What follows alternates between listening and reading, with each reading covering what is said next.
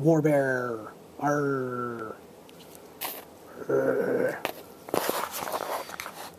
Okay, well, we're a little bit longer now. The Romans have all been primed, at least for the infantry and cavalry expansions. Not my core units, which are now being primed and washed at the same time, from the base set. As you can see here, a whole lot of shields that'll have to be glued on. I'm now in the process of going through. I actually kind of like the way the silver makes a lot of the detail pop here, the plate mail color. Obviously I'll have to do a little painting.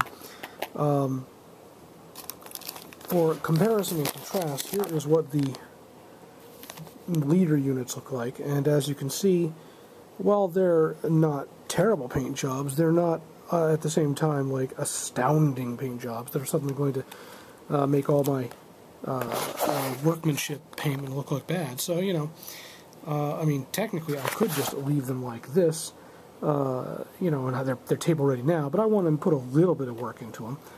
It's kind of fun for that. So, as you can see, there's a lot of these guys who need to have pieces glued on, like these arms and such, and then of course the shields. The nice thing is that they thought ahead of this at least a little bit, so that you'll see, for example, if you look carefully, it's kind of hard to see here, you'll see, let's put this down so I can point to it, right here, you can see there's a little nub that the arm piece snaps onto, and then, you know, there's a nice big hole in the arm piece itself that'll glue in. That'll allow it to sit like that. So it didn't take much to glue it on and just let it sit and dry. And by the way, this is kind of a nice thing, is that these pegboards that they'll eventually go into actually really make a nice place to sit them, to let them sit there and dry with glue. So as you can see, I've got a whole bunch of them, and there's the castaway sprues. I have never gotten more use out of this tool than I have today.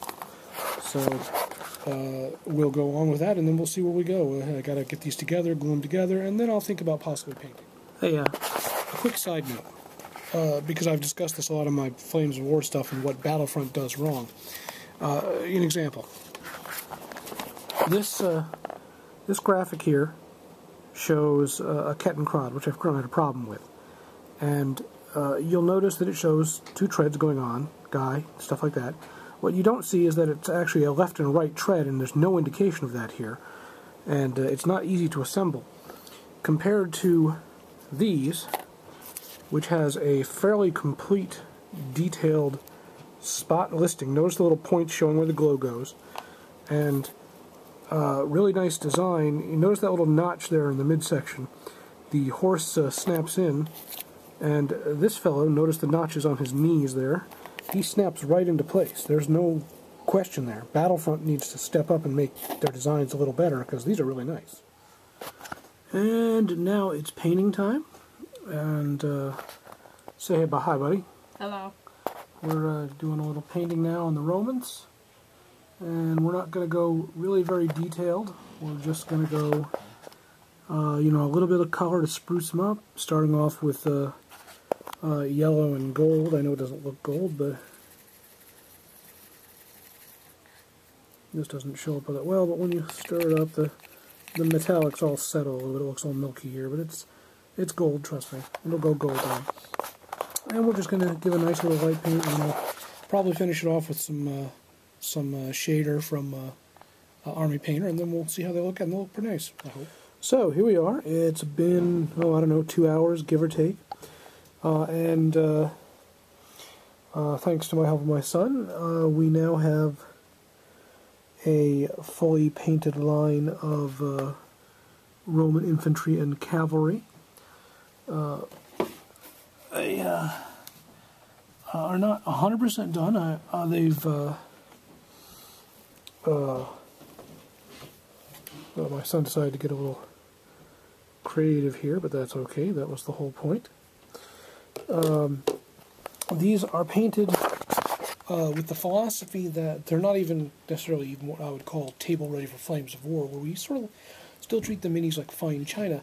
Instead, these are more kind of like, they have to look kind of pretty on the table, as good enough as, say, like a D&D mini paint job, maybe a little litter, a little better, depending on how lazy I am. They're going to get picked up, they're going to put down, picked up, put down.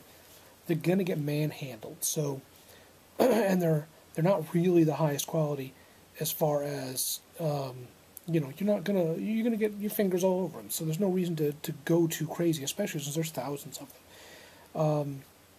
But I'm fairly happy with how they have turned out with all of that. You know, they take the paint nicely, and as I mentioned before, I actually really like the sculpts. They are detailed. If I wanted to spend a lot of time doing the sculpts and doing the detail painting, I could. But again, this is going to be where, you know, I don't plan on spending 3 to 4 weeks per, you know, unit on this thing. I'd like to play it sometime after I bought it.